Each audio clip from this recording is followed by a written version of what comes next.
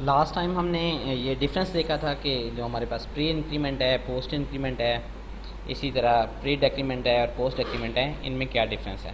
तो बेसिकली हमारा जो पर्पस था उसको सीखने का वो ये था कि प्रोग्रामिंग के अंदर अगर हम राइट करें कि I is equal to I plus one, तो इसका हमारे पास एक सिंपलेस्ट वे है कि अगर हमने किसी भी वेरिएबल की वैल्यू बाई वन इंक्रीज़ करनी है तो उसके साथ हम प्लस प्लस लगा दें। फिर हमने ये भी देखा था कि प्लस प्लस हम इसके शुरू में भी लगा सकते हैं और इसके हम बाद में भी लगा सकते हैं। तो दोनों का हमने डिफरेंस भी देखा था कि जो पोस्ट इंक्रीमेंट है, फर्स्ट पे जो हमारी वैल्यू है वो हमें वैल्यू रिटर्न कर देगा और उसके बाद इसके अंदर वन ऐड करेगा। अब ये हमें मेमोरी के अंदर किस तरह से नज़र आते हैं, तो फॉर एग्जांपल हम इसकी एक एग्जांपल लेते हैं कि अगर मेरे पास ये आई है, आई मेमोरी के अंदर पड़ा हुआ है। अब आई की वैल्यू मैं दो काम कर सकता हूँ, या तो इस वैल्यू को मैं पढ़ सकता हूँ जिसको हम कहते हैं रीड करना, या मैं इसको राइट कर सकता हूँ। तो हम एग्जांपल लेते हैं कि एग्जांपल के अंदर जो आई की वैल्यू है ये मेरे पास आई इज़ इक्वल टू 15 है। तो चूँकि यहाँ पे क्या नंबर स्टोर होगा, यहाँ पे जो 15 है ये स्टोर हो जाएगा।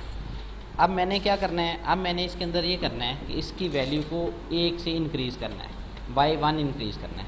तो इंक्रीज़ करने के लिए मेरे पास जो ऑपरेटर है प्लस प्लस का, इसको मैं यूज़ कर लूँगा। अब प्लस प्लस ऑपरेटर को यूज़ करने के लिए मेरे पास दो ऑप्शन हैं। दो ऑप्शंस कौन कौन सी हैं? फर्स्ट ऑप्शन ये है कि मैं इसके बाद के अंदर यूज़ कर लूँ कि आई पहले राइट करूँ, बाद के अंदर मैं प्लस प्लस राइट कर दूँ। दूसरी ऑप्शन ये है कि मैं पहले प्लस प्लस राइट कर दूँ फिर मैं आई राइट करूँ।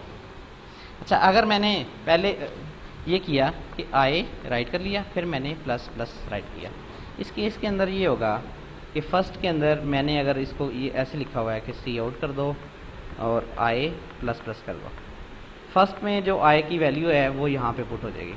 तो आई की कितनी वैल्यू है, मुझे स्क्रीन पे आई की वैल्यू 15 नज़र आ जाएगी। फिर क्या होगा कि ये जो आई है इसकी वैल्यू के अंदर एक इजाफा हो जाएगा। अब हम ये दूसरा देखते हैं कि अगर मेरे पास आई की वैल्यू 15 ही है, मीन इस बॉक्स के अंदर 15 मैंने स्टोर किया हुआ है और मैंने ये कहा कि फ़र्स्ट के अंदर आई की वैल्यू जो है वो प्लस प्लस होनी है। तो इसलिए मैंने अगर इसको सी आउट करना चाहता हूँ या किसी और नंबर को ये वैल्यू असाइन करना चाहता हूँ, तो उसके लिए क्या होगा कि अगर मैंने यहाँ पे प्लस प्लस आई लिखा हुआ है तो सबसे पहले आई की वैल्यू के अंदर एक का इजाफा होगा, तो ये बाई वन इंक्रीज़ हो जाएगी, मीन 16 होगा। और फिर मेरे पास यहाँ पे जो वैल्यू डिस्प्ले होगी वो कौन सी होगी, 16 मेरे पास वैल्यू जो है वो डिस्प्ले हो जाएगी। तो ये हमारे पास डिफरेंस था जिसके अंदर हम प्री और पोस्ट को देखते हैं। तो प्री हमने उस जगह यूज़ करना है जहाँ पे पहले वैल्यू को हमने इंक्रीज़ करना हो, और पोस्ट इंक्रीमेंट हमने तब यूज़ करना है जब हमने पहले उसकी वैल्यू को रीड करना है और बाद के अंदर हमने उसकी वैल्यू को चेंज करना है। इसके अलावा हमने ये डेक्रीमेंट ऑपरेटर के साथ भी देखा था। आज हम ये देखते हैं कि अगर हमने कोई काम रिपीटेडली करना हो, अब रिपीटेडली काम से क्या मुराद है कि फॉर एग्जांपल मुझे फैक्टोरियल कैलकुलेट करना है किसी भी गिवन नंबर का, तो हम कहते हैं मुझे कोई एक गिवन नंबर n है, मुझे इसका फैक्टोरियल फाइंड करना है। तो मैं फॉर एग्जांपल कहता हूँ कि n की वैल्यू 10 है, मुझे 10 का फैक्टोरियल लेना है। अब 10 का फैक्टोरियल मैं कैसे कैलकुलेट कर सकता हूँ, तो 10 का फैक्टोरियल कैलकुलेट करने के लिए मैं सबसे पहले 10 को मल्टीप्लाई करूँगा किससे, 9 के फैक्टोरियल से। इसी तरह 9 का फैक्टोरियल कितना होता है, तो मैं इसको मल्टीप्लाई करूँगा 9 मल्टीप्लाई बाई 8 के फैक्टोरियल से। फिर मैं 8 के फैक्टोरियल को एक्सपेंड कर लूँगा। जब मैं 8 के फैक्टोरियल को एक्सपेंड करूँगा तो 10 मल्टीप्लाई बाई 9 मल्टीप्लाई बाई 8 और मल्टीप्लाई बाई 7 फैक्टोरियल मेरे पास यहाँ पे आ जाएगा। अब यहाँ पे हम 7 फैक्टोरियल की वैल्यू सब्स्टिट्यूट करेंगे, तो जब हम ये राइट कर रहे होंगे तो हमारे पास यहाँ पे 7 आएगा मल्टीप्लाई बाई 6 फैक्टोरियल आ जाता है। इसी तरह हम ये फर्दर चलते रहेंगे तो हमारे पास जो लास्ट के ऊपर आएगा वो इस तरह से हमें नज़र आएगा, मल्टीप्लाई बाई 6, 5, 4, 3, 2 और 1। तो इस चीज़ को अगर मैं मेरे पास फैक्टोरियल हो तो मैं दो तरह से इसको राइट कर सकता हूँ कि 10 का फैक्टोरियल फॉर एग्जांपल लेना है तो मैं कहूँ 10 को मल्टीप्लाई करते जाओ, कहाँ तक करते जाओ, 1 तक करते जाओ।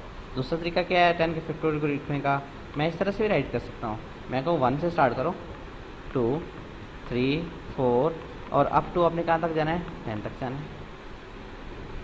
अब ये चूँकि हम एक काम कर रहे हैं, रिपीटेडली काम कर रहे हैं, अब रिपीटेडली टास्क कैसे परफॉर्म कर रहे हैं कि अगर 10 का फैक्टोरियल लेना था तो सबसे पहले मैं ये करता हूँ कि मैं मैंने एक बॉक्स रखा हुआ है जिसके अंदर मैंने ये वैल्यू स्टोर करनी है। तो फर्स्ट में मैंने इस नंबर को मल्टीप्लाई करना है इस नंबर से। तो जब मैं इस नंबर को इससे मल्टीप्लाई करता हूँ तो क्या आ जाता है 2 मल्टीप्लाई बाई 3, और ये जितनी वैल्यूज़ हैं सारी उसी तरह से लिख लेते हैं। फिर मैंने क्या करना है, इन दो नंबर्स को मल्टीप्लाई करना है।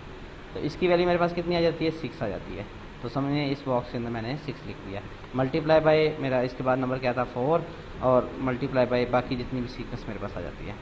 अब फिर मैंने इन दो नंबर्स को मल्टीप्लाई करना है। जब मैं इन दो को मल्टीप्लाई करता हूँ तो इस बॉक्स के अंदर मैं क्या राइट कर दूँगा, तो ये मेरे पास जो है वो राइट हो जाएगा 24 राइट हो जाएगा इस बॉक्स के अंदर। तो मेरे पास आ जाएगा 24 मल्टीप्लाई बाई 5 मल्टीप्लाई बाई 6 7 8 9 10, वो मैं वैल्यू लिख नहीं रहा हूँ। इस तरह से हम जो है ये इसकी मल्टीप्लिकेशन करके इसका आंसर निकालते हैं अगर हमें किसी गिवन नंबर का फैक्टोरियल लेना हो। तो इसके अंदर हम दो काम ये कर रहे हैं।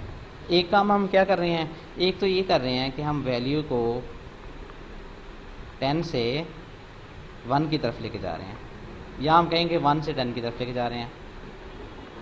एक काम हम इसके अंदर ये कर रहे हैं कि वैल्यू को हम इंक्रीज़ कर रहे हैं या हम डिक्रीज़ कर रहे हैं, और कहाँ से कहाँ तक कर रहे हैं, या हमने 10 तक जाना है या हमने 10 से स्टार्ट करके 1 तक आना है। ये हमारे पास एक चीज़ हो गई है। दूसरा हम ये कर रहे हैं कि हम यहाँ पे मल्टीप्लाई कर रहे हैं। मल्टीप्लाई किसको कर रहे हैं, जो भी पुराना आंसर आता है उसको एक नए नंबर से कर देते हैं। जैसे हमारे पास फर्स्ट 1 था, इसका हमने मल्टीप्लाई किया 2 से, इसका जो रिज़ल्ट आएगा उसको हमने 2 आया फॉर एग्जाम्पल इसका रिज़ल्ट, इसको हमने ये जो ऊपर से नंबर लेंगे 3 इससे मल्टीप्लाई कर देना है। फिर हमारे पास इसको हम थोड़ा सा रीराइट कर लेते हैं ताकि आपको इसकी क्लियर अंडरस्टैंडिंग हो जाए कि अगर मैंने फैक्टोरियल लेना हो तो मैं किस तरह से लेता हूँ। तो फॉर एग्जाम्पल मैं यहाँ तक ही नंबर राइट करता हूँ, 6 तक करता हूँ। आप समझिए कि 6 का फैक्टोरियल लेना है। मैं पहले ये दो नंबर लेता हूँ, इसको मल्टीप्लाई करता हूँ, कितना आंसर आता है 2। ऊपर से एक नंबर लेता हूँ, इन दोनों को मल्टीप्लाई कर देता हूँ, कितना आंसर आता है 6 आता है। 6 को मल्टीप्लाई करना है, ऊपर से एक नंबर और लेता हूँ, तो कितना आंसर आ जाता है 24। ऊपर से एक और नंबर लेता हूँ, 24 को 5 से मल्टीप्लाई करता हूँ, कितना नंबर आ जाता है 120। एक और नया नंबर लेता हूँ, तो इसको जब 6 से मल्टीप्लाई करता हूँ 720 मेरे पास रिजल्ट आ जाता है। अब हम काम रिपीटेडली कर रहे हैं, दो काम कर रहे हैं। एक तो हमने रिपीटेडली इसको क्या करना है, मल्टीप्लाई करना है, और दूसरा हमने कहीं से स्टार्ट होना है और किसी जगह पे जाके एंड होना है। तो इस चीज़ को जहाँ पे हमने कोई टास्क रिपीटेडली परफॉर्म करना हो तो प्रोग्रामिंग के अंदर उसके लिए हम लूप्स को यूज़ करते हैं। किस चीज़ को यूज़ करेंगे, लूप्स को यूज़ करेंगे। लूप्स अगर हमने कोई काम की रेपिटेशन करनी हो तो उसके लिए हमने लूप्स को यूज़ करना है। अब ये जो हमारे पास लूप्स हैं, ये प्रोग्रामिंग के अंदर या C++ के अंदर 3 तरह की लूप्स हैं। The first loop is a for loop. Second loop हमारे पास है जिसको हम कहते हैं वाइल लूप है, और थर्ड जो लूप है इसको हम कहते हैं डू वाइल लूप।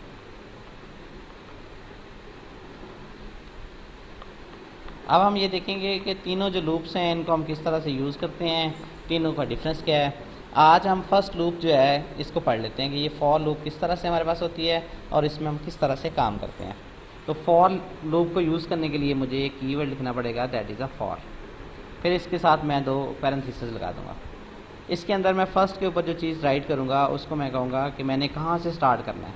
तो उसको कहाँ से स्टार्ट करना है इसको हम कहते हैं इनिशियलाइजेशन करना। क्या कहते हैं इसको, हमने इनिशियलाइजेशन कहाँ से स्टार्ट करना है, या इस पार्ट को हम कहते हैं इनिशियलाइजेशन करना है। फिर हम ये कहते हैं कहाँ तक जाना है, मीन हमने 1 से स्टार्ट करके कहाँ तक जाना था, 10 तक जाना था, या 10 से स्टार्ट करके 1 तक आना था। इस चीज़ को हम कहते हैं कंडीशन। और थर्ड ये है कि अगर हम 10 से स्टार्ट हुए 1 तक आना है तो वैल्यू को हमने क्या करना होता है, डिक्रीज़ करना होता है। अगर हम 1 से स्टार्ट हुए 10 तक जाना है तो इसके लिए मुझे वैल्यू क्या करना पड़ेगा, इंक्रीज़ करना पड़ेगा। तो फॉर लूप के साथ हम 3 चीज़ें राइट करते हैं। शुरू में कहाँ से स्टार्ट करना है, कहाँ तक जाएंगे उसको हम करेंगे कंडीशन। तो कब तक जाना है, जब तक ये कंडीशन ट्रू रहेगी। जब ये कंडीशन फॉल्स होगी तो फिर हम इस लूप में से बाहर आ जाएंगे, वो काम हम नहीं करेंगे। मीन 10 का फैक्टोरियल लेने के लिए हमें 1 से 10 तक नंबर मल्टीप्लाई करने हैं, 11 को मल्टीप्लाई नहीं करना। और इसके अलावा हमने वैल्यूज़ को या तो इंक्रीज़ करना होगा या हमने डिक्रीज़ करना होगा। अब हम ये करते हैं कि यही फैक्टोरियल वाला काम करते हैं कि कोई भी गिवन नंबर होगा उसका हम फैक्टोरियल कैलकुलेट करेंगे। लेकिन उसके लिए मैं क्या करूँगा, मैं यूज़र से एक नंबर पूछूंगा, तो मैं एक लूप लूँगा। वो लूप क्या करेगी, 1 से स्टार्ट होगी, इस नंबर तक जाएगी और सारे नंबर्स को मल्टीप्लाई करके रिज़ल्ट को स्टोर करके हमें डिस्प्ले करवा देगी। तो हम डेव C++ के अंदर इसका जो प्रोग्राम है वो हम राइट करते हैं। तो सबसे टॉप के ऊपर हमने फर्स्ट लाइन जो है वो इंक्लूड कर लेनी है। इस लाइन को हम कहते हैं, ये हमारे पास जो है वो आईओ स्ट्रीम हेडर फाइल को इंक्लूड करेगी and this line is called pre processor directive. ये मैंने प्री प्रोसेसर डायरेक्टिव लिख लिया। फिर हमने यूजिंग नेम स्पेस एसटीडी, ताकि हम जो स्टैंडर्ड नेम स्पेस है इसको यूज़ कर सकें। अगर मैं ये नहीं राइट करता तो मुझे हर दफ़ा सी आउट के साथ एसटीडी और साथ कॉलन जिसको हम स्कोप रेजोल्यूशन ऑपरेटर कहते हैं उसको यूज़ करना पड़ेगा। एक वेरिएबल मैं डिक्लेयर करता हूँ, तो आपको अभी तक ये भी पता चल गया होगा कि वेरिएबल डिक्लेयर करने में और इनिशियलाइज़ करने के अंदर क्या फ़र्क है। तो अब मैंने इसकी वैल्यू यूज़र से पूछनी है, तो मैं उसको कहूँगा कि आप कोई नंबर इंटर करें। यूज़र मुझे कोई भी नंबर जो है वो इंटर कर देगा, मैं उसकी वैल्यू लूँगा। तो वैल्यू स्टोर करने के लिए हमने CN यूज़ करना है। तो CN के साथ मैंने जो नंबर यूज़र ने इंटर किया वो नंबर वेरिएबल के अंदर इसको स्टोर कर दिया। अब मैंने इसका चूँकि कैलकुलेट करना है फैक्टोरियल, तो मैं यहाँ पे एक वेरिएबल ले लेता हूँ कि जिसको मैं कह रहा हूँ कि ये इंटीजर है और इसकी डाटा टाइप जो है इंटीजर है और इसका नाम जो है वो रिज़ल्ट है, और इसको मैं इनिशियलाइज़ कर देता हूँ विद द वैल्यू ऑफ 1। अगर 0 से करूँगा तो इसमें जो पुरानी वैल्यू 0 पड़ी होगी हमारा जो रिज़ल्ट है वो हर दफ़ा 0 होता जाएगा। तो अब मैंने यहाँ पे कहा था कि हम फर्स्ट लूप पढ़ेंगे जिसको हम कहते हैं फॉर के साथ हमने 3 पार्ट कहे थे। फर्स्ट पार्ट क्या था, इनिशियलाइजेशन। तो यहाँ पे मैं एक आई वेरिएबल लेता हूँ, आई की वैल्यू स्टार्ट होगी 1 से और आई कहाँ तक जाएगा, आई मेरे पास तब तक ये मल्टीप्लाई होता रहेगा जब तक इसकी वैल्यू जो है वो less than or equal to मेरे पास क्या नहीं हो जाती है, n के इक्वल नहीं हो जाती या नंबर के इक्वल नहीं हो जाती जो हमने नंबर कहा था। तब तक आपने क्या करना है, मल्टीप्लाई करना है। हर दफ़ा आई की वैल्यू को क्या करना है, हमने इंक्रीज़ करना है। यहाँ पे आप चाहे प्री यूज़ कर लें चाहे पोस्ट यूज़ कर लें। अब मैंने यहाँ पे क्या करना है कि जो भी मेरा पुराना रिज़ल्ट पड़ा था उस रिज़ल्ट को मैंने मल्टीप्लाई करना है आई से। फॉर एग्ज़ाम्पल फर्स्ट के अंदर मेरे पास रिज़ल्ट के अंदर क्या वैल्यू पड़ी हुई है, 1 पड़ा हुआ है। अब मैंने 1 को मल्टीप्लाई करना है फर्स्ट टाइम 1 से, तो रिज़ल्ट के अंदर क्या चला जाएगा, 1 आ जाएगा। फिर नेक्स्ट टाइम आई की वैल्यू कितनी हो जाएगी, 2 हो जाएगी। तो मैंने इसको मल्टीप्लाई करना है, सॉरी यहाँ पे हमारे पास आया ना था, तो मैंने रिज़ल्ट को किससे मल्टीप्लाई करना है, 2 से करना है। तो रिज़ल्ट में नई वैल्यू क्या आ जाएगी, रिज़ल्ट के अंदर नई जो वैल्यू स्टोर हो जाएगी वो 2 हो जाएगी। फिर मैंने नेक्स्ट टाइम आई की वैल्यू कितनी हो जानी है, 3। 2 को मल्टीप्लाई किससे करना है, 3। तो मेरे पास रिज़ल्ट के अंदर जो वैल्यू आएगी दैट विल बी 6। देन हमने इस 6 को मल्टीप्लाई करना होगा, आई की वैल्यू नेक्स्ट टाइम कितनी हो जाएगी, 4 हो जाएगी। ये कब तक हम करेंगे, जब तक आई की जो वैल्यू है ये नंबर के इक्वल नहीं हो जाती। जब इक्वल हो जाएगी वहाँ पे हम टर्मिनेट कर देंगे। जैसे हमने कहा था कि अगर हमने 10 का फैक्टोरियल लेना हो तो 1 से 10 तक जितने भी नंबर्स हैं हमें सबको मल्टीप्लाई करना पड़ेगा और हर दफ़ा जो आंसर है उसको हम स्टोर करेंगे। एट द एंड हमारा फैक्टोरियल जो है ये कैलकुलेट हो जाता है, तो हम इसको आउटपुट को डिस्प्ले करवाते हैं। तो आउटपुट डिस्प्ले कराने के लिए हम सी आउट को यूज़ करते हैं। तो हम यहाँ पे लिख देते हैं कि factorial of given number is, अब कितने हैं, तो मेरे पास जो रिज़ल्ट वेरिएबल था इसके अंदर आंसर जो है वो स्टोर हुआ होगा। तो हम इसको कंपाइल करते हैं, देन हम इसको एग्जीक्यूट करते हैं। अब मैं फॉर एग्जाम्पल इसको कहता हूँ 7 का मुझे बताओ, तो उसने 7 का मुझे बता दिया है। 5040 मेरे पास इसका फैक्टोरियल आया। तो आप किसी भी जो नंबर है उसका फैक्टोरियल फाइंड कर सकते हैं। अब यहाँ पे एक प्रॉब्लम आएगी कि अगर आप बहुत बड़ा नंबर दे देंगे, मैं जैसे कहता हूँ उसको इसका फैक्टोरियल कैलकुलेट करो, तो उसने इसका 0 दे दिया। वो इसलिए दिया है कि हमारे पास ये जो मेमोरी है वेरिएबल के अंदर ये ओवरफ्लो हो गई है।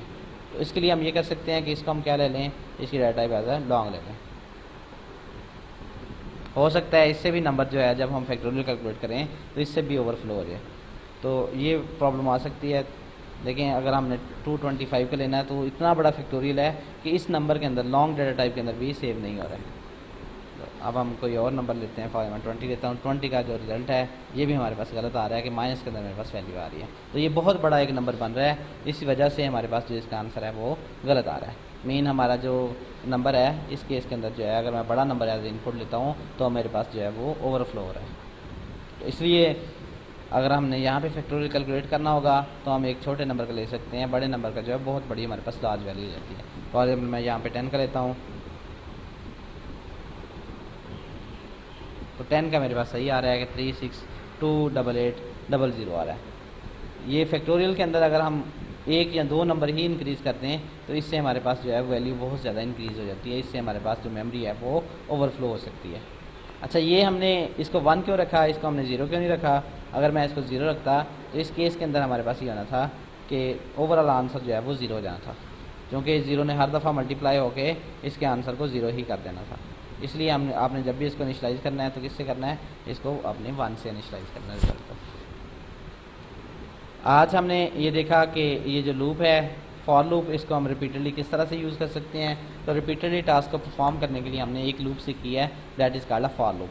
फॉर लूप का जो फर्स्ट पार्ट है जिसको हमने सेमी कॉलन से एंड किया, इस पार्ट को हम कहते हैं इनिशियलाइजेशन है। जो सेकंड पार्ट है इसको हम कहते हैं कंडीशन है। ये लूप तब तक चलती है जब तक ये कंडीशन ट्रू रहती है। जब फॉल्स होती है तो ये जो इसकी बॉडी के अंदर स्टेटमेंट लिखी हैं ये नहीं चलती हैं। इसके अलावा हमारे पास ये जो थर्ड है इसको हम कहते हैं यहाँ पे वैल्यू इंक्रीज़ कर रहे हैं या डिक्रीज़ कर रहे हैं। यहाँ पे जो दो करली ब्रेसेस के अंदर लिखते हैं इस चीज़ को हम कहते हैं कि ये क्या चीज़ है, लूप की बॉडी है।